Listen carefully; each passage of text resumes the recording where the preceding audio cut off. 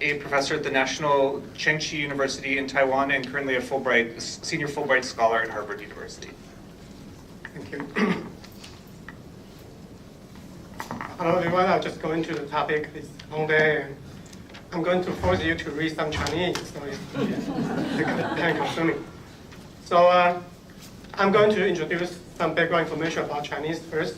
Hopefully that takes less than 3 minutes, and I will go through the different ways that we analyze the Chinese poetry. If the time is too short, then I'll just skip some of the topics. So here's the list of my colleagues. Some of them are in China, some of them were in Harvard and going back to China, some were in China coming to Harvard. So it's very weird combinations, but they're here. So first, let me introduce Chinese. So this is the list of collections that I have right now. So you can see the column, the code column is just for you to remember I have 9 collections. And if you read Chinese, you know that the column for the collection is Shi Jing and Hanfu, but it's too difficult to introduce. Let you learn Chinese right now. So let's plot the time scale. If we have used a block to represent 200 years, so this is 1400 years to 1500 years. This is not block, so this is 400 years. We can create a time scale from 1000 BC on the left to 17,000 years. You can put all the collections on the time scale. So I have collections that span about 2,700 years of Chinese poetry. So that's a good summary, hopefully. So since I'm talking about Chinese poetry, I have to force you to read some Chinese. Now, even though you probably do not read that. Just to show you, we have the poems may contain sentences. So in this case, we have 8 sentences. And there might be 7 characters or 5 characters in the sentence. So we have different formats. That's all you have to remember. And Chinese are very different from alphabetical languages. So if you're writing Michigan State University here, if you translate each word individually, literally, you will see these words, Michigan, Chao-Lin, Dutch.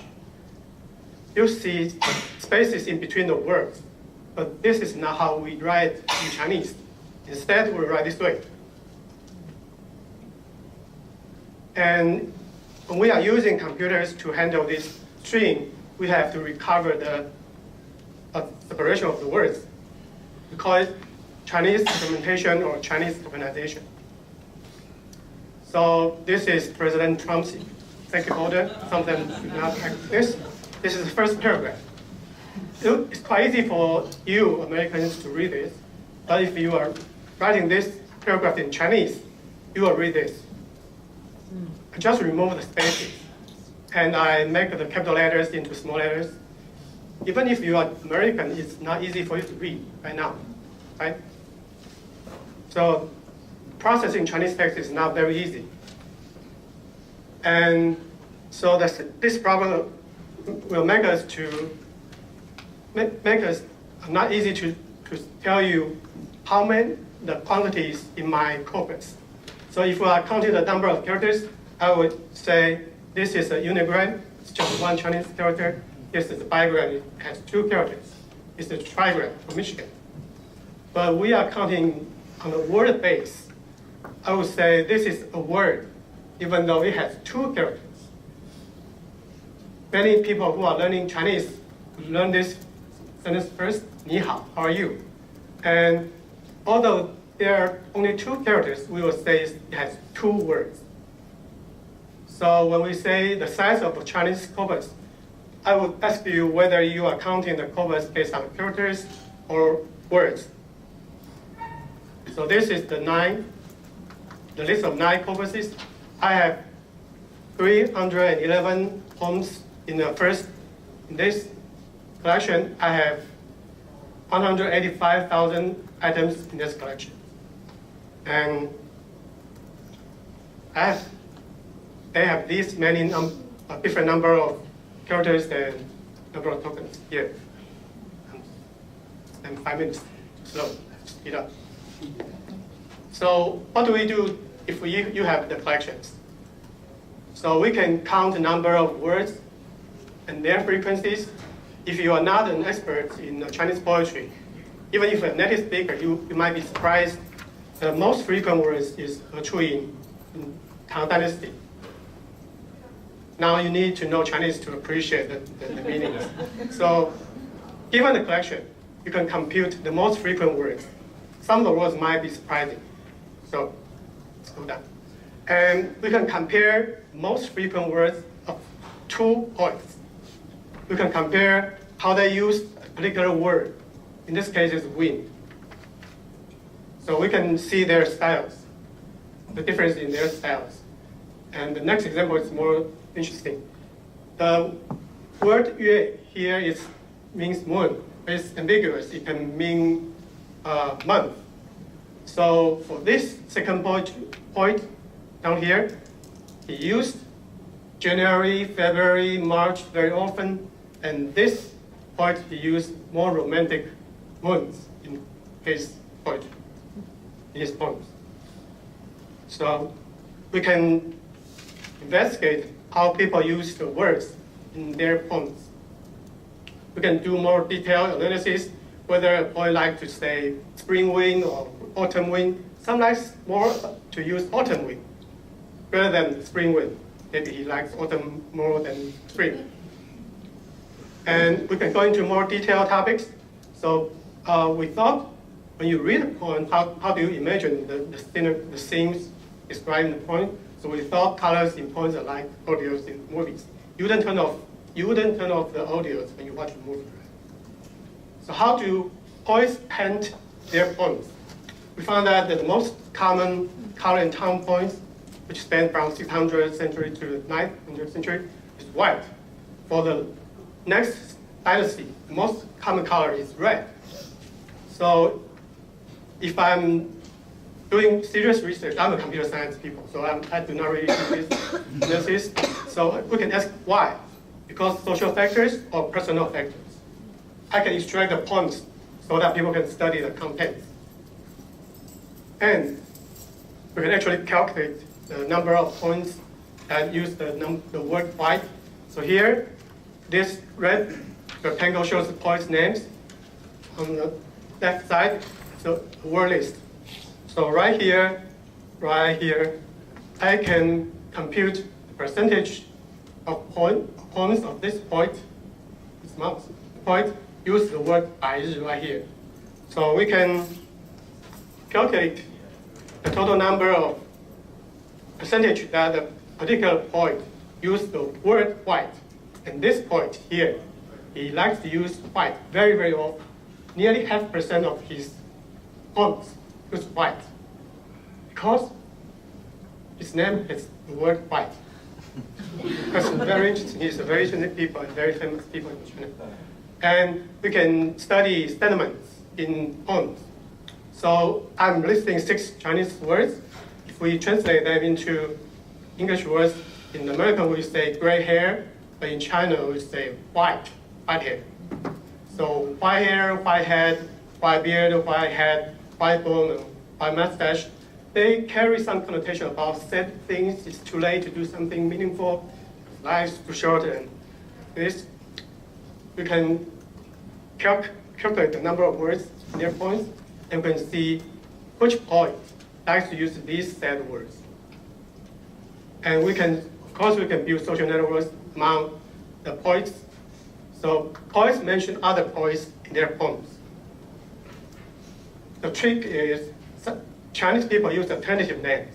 It's kind of like Williams or Bill, and how do you know? So that's the thing we need to handle, but I do not have time to tell you details. So if we can build social networks, it's interesting for some people, and then we can extract their poems. We can study if they are friends, do they write about the same thing? Do they use the same word patterns? So I can extract that. After finding these social networks, we can do more detailed analysis. And there is a book, actually, it's an ancient time book, and this author actually used manual reading to build a social network hundreds of years ago. We can compare our findings with this. work. And we can also do, go back a little bit, study the history of the words. What do I mean by that? If I am interested in a word, in this case, on the left-hand side is black hair, and here each small rectangle shows the lifespan of a poet. You can obtain information about the lifespan of a poet in China Biographical Database of Harvard.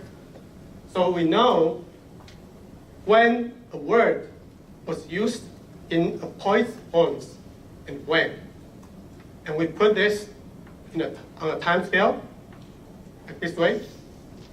You just saw this small part, and we will find a word that was only used between 600 years to the 900 years. People do not use that word afterwards. And there was a new word that was invented in the year of 10,000, so 1,000. It's a new word in Chinese literature. So for linguistics, we are interested in words that ceased to be used and new words that were invented. And between these extremes, we might find that some words are more common in a dynasty and some words are less common in another dynasty. You can do more detailed analysis. We can extract, I can actually really extract the poems for you to study, to do close reading. But I have only 3 minutes and 30 seconds. So I have the timer right here. So. If you remember, I have 300,000 poems in my 9 collections. So if we want to find common patterns in Chinese poetry, you wouldn't do that just by close reading, right? You have 300,000 poems. That's about 150 million words. Even you read once, twice, 3 times, you wouldn't remember. So this is a list of 3 poems in my collection. And the first one and the second one were produced in Tang Dynasty. The third one was produced in the Song Dynasty, about 300 years later. My computer will tell me they share words. If you know, even in English, collocations mean something, right? Words that collocate means they make the meanings more precise. Just like doctor, you can be an academic doctor or a doctor in a hospital, right? If you see doctor is shot, it's rare for an academic doctor to shut up. He should be a doctor in hospital. So my computer will compute the words that were shared by points. And usually that is related to imagery in the poems. I can do that for you. And here you see 3 poems. Even though you do not really read Chinese, don't they look very similar? Right? There's only tiny differences. The red ones. In my collections, some of them were listed under the different authors. The second one, the third one, they're exactly the same. But my collection would tell me, or the data source would tell me they were written by different poets. So it's not my job. I'll send them to my colleagues. Remember, I'm a computer science people. It's their job to study why. Why so? So you have to be careful when I tell you I have such and such number of poems in my collections.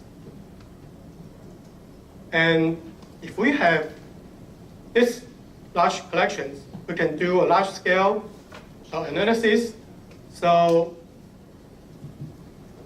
at less than 1 minute, we can do some statistical analysis. So I can just tell you the result. From about 600 years to 1600 years, all the Chinese poetry share very, very similar statistical properties. If you know Diffie analysis or Diffie's law, the Chinese poetry didn't change in 1,000 years. And if you are interested, I can tell you the details.